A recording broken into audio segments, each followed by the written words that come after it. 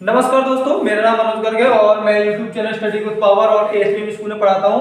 तो मैं आपको आज सजेशन देना चाहता हूं कि बच्चे किस हिसाब से आगे बढ़ें, वो किस हिसाब से चीजों को ज्यादा देर तक याद रख पाए, क्योंकि आपको पता है कि इन फ्यूचर कितनी डिमांड होने वाली है पढ़ाई की। यदि आप पढ़ोगे नहीं तो आप राजा कैसे बनोगे, आप पैसे कैसे कमाओगे। आप पढ़ना एक लास्ट ऑप्शन होता है कि आपको पैसे कैसे कमाने। नहीं तो आप पैसे कमा सकते हैं लेबर करके, लेबरगिरी करके कमा सकते हैं, कहीं काम करके कमा सकते हैं, लेकिन वो मजा नहीं आता है जो पैसे आपको अपने प्रोफेशन के साथ कमाने में आता है। कोई वकील बनना चाहता है, कोई जज बनना चाहता है, कोई इंजीनियर बनना चाहता है, तो उस बिहाफ पे आपको उस लेवल तक आपको पढ़ना पड़ेगा।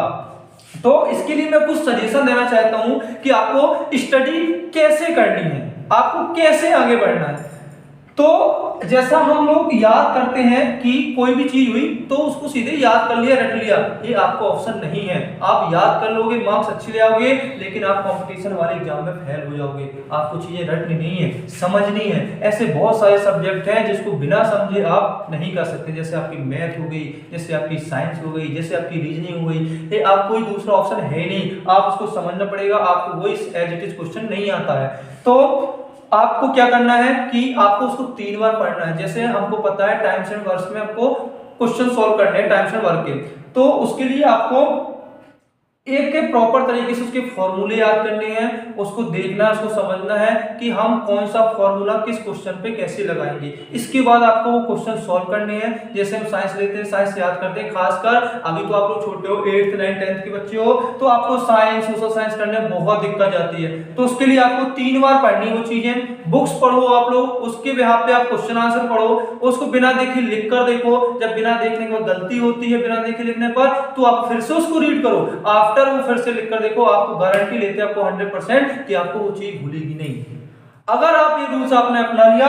और सबसे दूसरी बात क्या है, जो चीज आपको रटनी है आप मॉर्निंग पर करो। मॉर्निंग में आप उठते हो, मॉर्निंग में आप 5-6 बजे उठते हो, आपको बेटर याद होगा। जितना आपने पूरे दिन नहीं पढ़ा उतने आप यदि आप दिन मॉर्निंग में सुबह 2 घंटे पढ़ लेते हो तो आपको सारा दिन पढ़ने की जरूरत नहीं है। तो इसी के साथ मैं अपने शब्दों को ही विराम देता हूं और इसके लिए और भी ऐसी न्यू जानकारी के लिए आपको स्टडी विद पावर से ऐड होना पड़ेगा। आप लोग सब्सक्राइब कीजिए।